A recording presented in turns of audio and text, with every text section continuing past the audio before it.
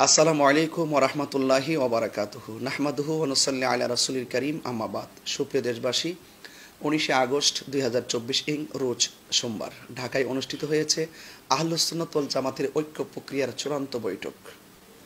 আপনারা জানেন আহলুস সুন্নাত ওয়াল জামাতের দীর্ঘদিন ধরে আমাদের 3টি কমিটি ছিল। একটি কমিটির চেয়ারম্যান ছিল আল্লামা সাহেব কিবলা সিরাজনগর হুজুর মাদ্দাজিল্লাহুল আলী, মহাসচিব ছিলেন আল্লামা আবুল কাশেম নুরি হুজুর মাদ্দাজিল্লাহুল আলী।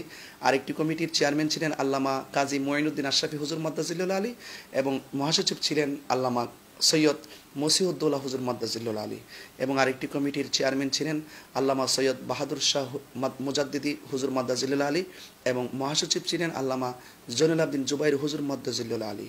দীর্ঘ 24 বছরের দীর্ঘদিনের দূরত্বের অবসান ঘটিয়ে আলহামদুলিল্লাহ আমাদের আকাবের বৃন্দ অবস্থার আলোকে আজ একটি প্ল্যাটফর্মে উপনীত হয়েছেন। আমাদের আকাবের বৃন্দের সেই অবস্থার আলোকের যে সিদ্ধান্তকে আমাদের পক্ষ থেকে, আমার পক্ষ থেকে আন্তরিকভাবে মোবারকবাদ জানাচ্ছি এবং এই কমিটির মাধ্যমে আমরা সারা বাংলাদেশের আহলুস সুন্নাত ওয়াল জামাতের যত পীর মাশায়েখের দরবার আছে সকল পীর মাশায়েখদের দরবারগুলো ইনশাল্লাহ সেতু বন্ধনে আবদ্ধ হবে। সকল তরুণ উলামায়ে ইকরাম এবং সকল সুন্নি জনতাকে আমি অনুরোধ করে বলবো, আপনারা আকাবেরদের উপরে বিশ্বাস রাখুন। আমাদের আকাবেরদের মাধ্যমে একটি যুগান্তকারী সিদ্ধান্ত আসবে এই বাংলাদেশে সুন্নিয়তকে প্রতিষ্ঠা করার জন্য।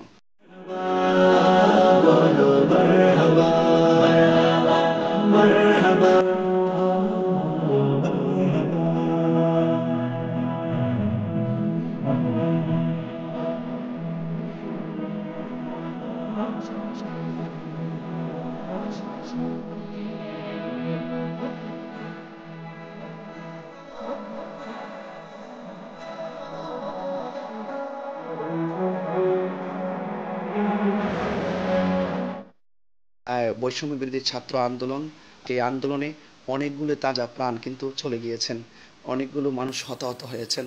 যারা এই পৃথিবী ছেড়ে চলে গিয়েছেন, আল্লাহ পাক যেন তাদের কবরকে জান্নাতুল ফেরদাউসের আলা মোকাম দান করে। পাশাপাশি এই আন্দোলনে যোগদান করতে এসে অনেকগুলো ছাত্র তারা হতাহত হয়ে হসপিটালে মৃত্যুর সাথে পাঞ্জা লড়ছে। আমরা দেখে এসেছি তাদের গায়ের মধ্যে, চোখের মধ্যে অনেক ক্ষত।